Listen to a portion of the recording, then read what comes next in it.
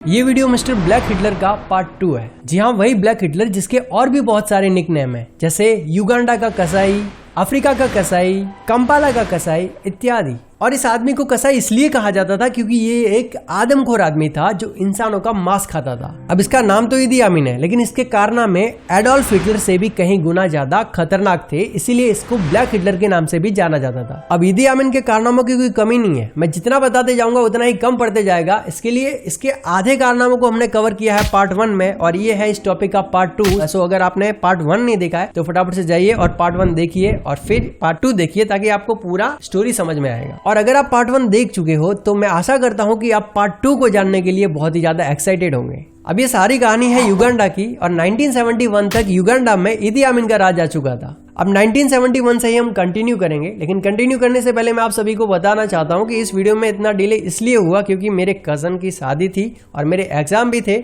इसके लिए इस वीडियो को लाने में थोड़ी दिक्कत हो गई, थोड़ा लेट हो गया। तो आई होप आप समझ गए होंगे। तो फिर बिना किसी देरी के वीडियो स्टार्ट करते हैं।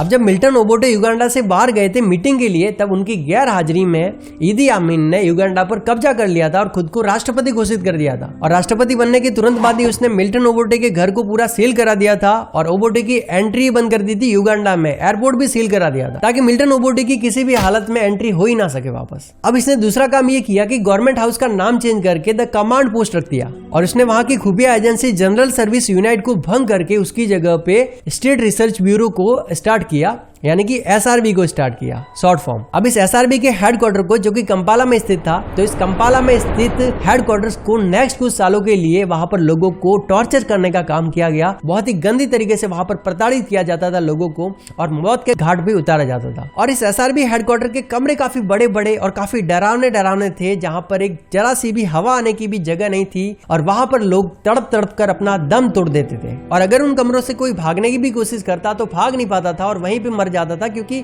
उन कमरों को चारों तरफ से इलेक्ट्रीफाई किया गया था, तो छूते ही सीधा करंट के मारे झटके से मर जाते थे। अब ईदी अमीन ने राष्ट्रपति बनते ही एक ऐलान करा दिया था कि जो भी मिल्टन ओबोटे के पक्ष में बोलेगा, उसको सपोर्ट करेगा, उसको जिंदा ही मौत के घाट उतार दिया जाएगा। मतलब अगर जिंदा रहना चाहते हो तो ऐसी कोई भी हरकत मत करना जो मिल्टन ओबोटे के पक्ष में हो, नहीं तो मौत के घाट उतार दिए जाओगे। और ये सारे गंदे काम करने के लिए उसने ऑलरेडी एक मिलिट्री फोर्सेस का एक ग्रुप बना के रखा था। तो जब ईदी अमीन युगांडा का प्रेसिडेंट बना, तब युगांडा में मिल्टन ओबोटे के कुछ सपोर्टर्स थे जो लगभग 20,000 के करीब थे। तो उन्होंने ईदी अमीन के प्रेसिडेंट बनने के बाद युगांडा को छोड़ दिया था। और मिल्टन ओबोटे को भी युगांडा में एंट्री ना मिलने के कारण उसने भी तंजानिया में जाकर शरण ली थी, और वहां पर इन 20,000 लोगों को मिलाकर एक आर्मी बनाई, और इन्हीं 20,000 लोगों की आर्मी के साथ उसने फिर से अटैक किया युगांडा पर और युगांडा को अपने अधीन करना चाहा। लेकिन मिलिट्री फोर्सेस में युगांडा के ईदी अमीन का पलड़ा थोड़ा भारी था, इसीलिए इसने मिल्टन ओबोटे को घुटने टेकने पर मजबूर कर दिया, और मिल्टन ओबोटे फिर से वहां से फरार हो गया। बेचारा इतनी मेहनत से 20,000 लोगों को इकट्ठा करके आया था, लेकिन फिर भी उसको हार का मुंह देखना पड़ा, क्योंकि ऑब्वियसली ईदी अमीन की फोर्सेस बहुत ज्यादा मजबूत थी। और ये हमला 1972 में हुआ था। अब इस हमले में जीत भले ही ईदी अमीन की हुई थी, लेकिन इस हमले ने इसको पूरी तरह से पागल कर दिया था। उसको लगा कि यहाँ पर रहकर कोई उसका सपोर्ट कर रहा है, इसके लिए उसने छानबीन करना स्टार्ट कर दिया। इसलिए इसने उन लोगों को चुन चुन के मारा जिन पर इसको केवल शक था कि भाई ये लोग मुझे लग रहे हैं कि ये इसने मिल्टन ओबोटे सपोर्ट किया रहेगा। कंफर्म नहीं था कि उसने किया था, लेकिन किया रहेगा, इसके आधार पर ही उनको जान से मार दिया। और जो भी बचे कुचे मिल्टन ओबोटे के जो सपोर्टर्स थे, उनको भी मौत के घाट उतार दिया। खासकर अचोली समाज के ग्रुप के जो सैनिक थे मिलिट्री फोर्सेस में, उनको नौकरी से निकाल दिया, और लगभग 5,000 के समथिंग सैनिकों को गायब भी करवा दिया, और दूसरे 10,000 आम लोगों को उसने गायब करवा दिया। अब गायब होने का मतलब आप समझ ही सकते हो कि उसने क्या किया रहेगा। मारकाट के अलावा आता क्या था उसको। और इन 10,000 लोगों में मोस्टली वो लोग थे जो पढ़े लिखे समाज से बिलोंग करते थे या पढ़े लिखे थे, लाइक स्टूडेंट्स हो गए, एडवोकेट हो गए, राजनीतिक नेता हो गए, बुद्धिजीवी हो गए, जो काफी इंटेलिजेंट थे, जो इसके खिलाफ आवाज उठा सकते थे। उन सभी को गायब करवा के मरवा दिया। जिसके ऊपर भी इसको इतना सा भी शक होता था, उसको जान से मरवा देता था और मार के उसकी लाश को नदी में फेंकवा देता था। और ऐसे बहुत सारे हजारों लोग थे, और इस नदी में मगरमच्छों के बहुत सारे झुंड होते थे जो उन लाशों को कच्चा चबा जाते थे। और जरूरी नहीं है कि ईदी अमीन उन लोगों को मारकर ही उनकी लाशों को ही नदी में फेंकता था, कभी कभी तो वो उन लोगों को जिंदा ही उस नदी में फेंक देता था, और वो लोग मगरमच्छों का शिकार हो जाते थे। ईदी अमीन ने युगांडा पर लगभग 8 साल तक तानाशाही की, 1971 से 1979 तक।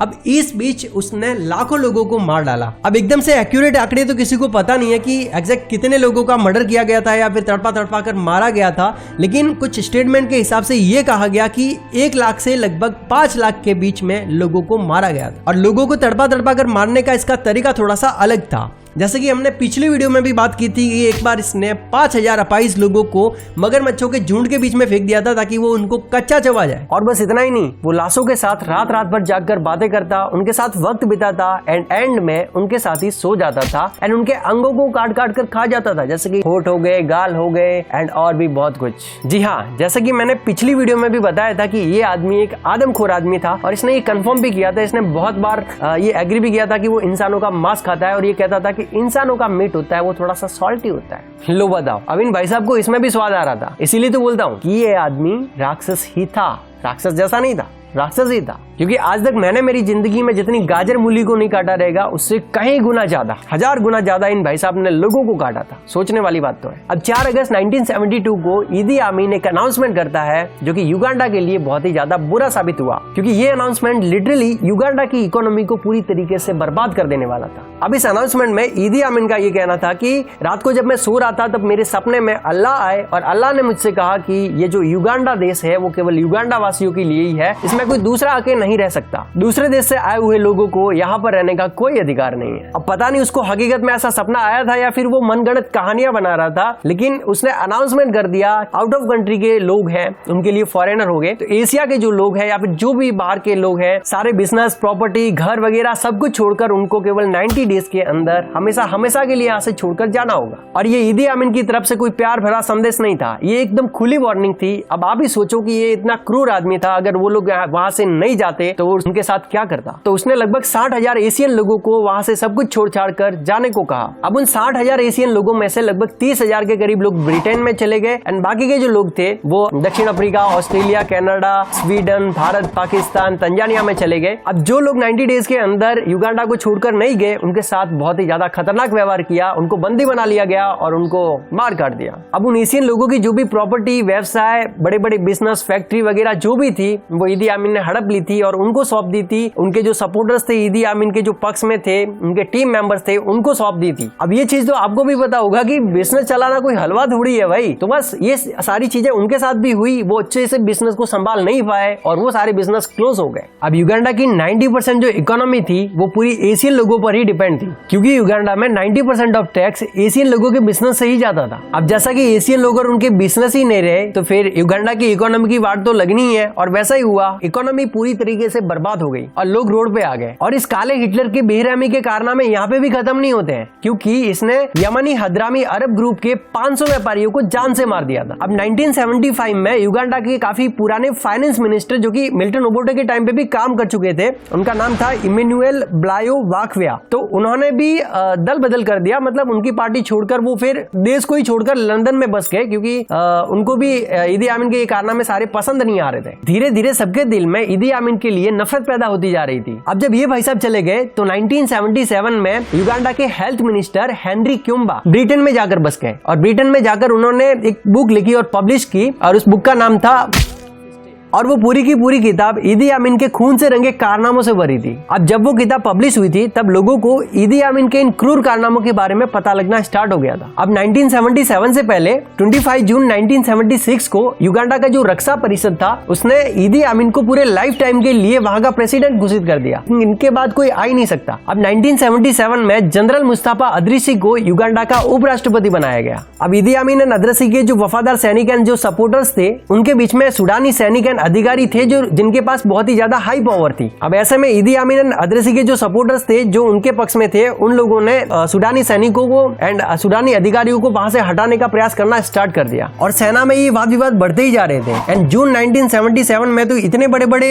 वाद विवाद होने लगे थे एंड झगड़े होने लगे थे सेना के अंदर ही अंदर कि एक बार तो ईदी आमीन भी घायल हो गया था। 1978 में इसने अपने खुद के बहुत सारे मंत्रियों को भी मार दिया था। इसकी वजह से अब इसके जो पक्ष में थे, इसके सपोर्टर्स थे, उसकी संख्या बहुत ही ज्यादा कम खत्म हो गई। 1978 की शुरुआत में युगांडा के जो उपराष्ट्रपति थे अद्रिसी, उनका बहुत ही ज्यादा बुरा एंड भयंकर कार एक्सीडेंट हो जाता है, जिसमें वो बहुत ही बुरी तरीके से घायल हो जाते हैं। और जब अद्रिसी अपने ट्रीटमेंट, अपने इलाज के लिए कायरो चले जाते हैं, तब पीछे से ईदी आमीन अपने समर्थकों एंड अपने अधिकारियों एंड सैनिकों के सामने एंड अद्रिसी के सपोर्टर्स के सामने भी उसकी निंदा करने लगता है, उसके बारे में बुरा भला बोलने लगता है। और बुरा भला बोलने के साथ साथ इसने क्या किया कि अद्रिसी को सारे पदों से हटा दिया। जो भी इसके गृह मंत्री के, होम मिनिस्टर एंड जो भी उपराष्ट्रपति के जो पद थे, वो सारे के सारे उनसे छीन लिए। और इसके साथ साथ और भी बहुत सारे मंत्रियों को हटा दिया, खासकर स्पेशली जो अद्रिसी के सपोर्टर्स थे उन मंत्रियों को हटा दिया। और अद्रिसी के जो चाहने वाले सपोर्टर्स थे वो ईदी आमीन के एकदम खिलाफ थे, और उनका मानना था कि ये जो अद्रिसी का जो कार एक्सीडेंट हुआ है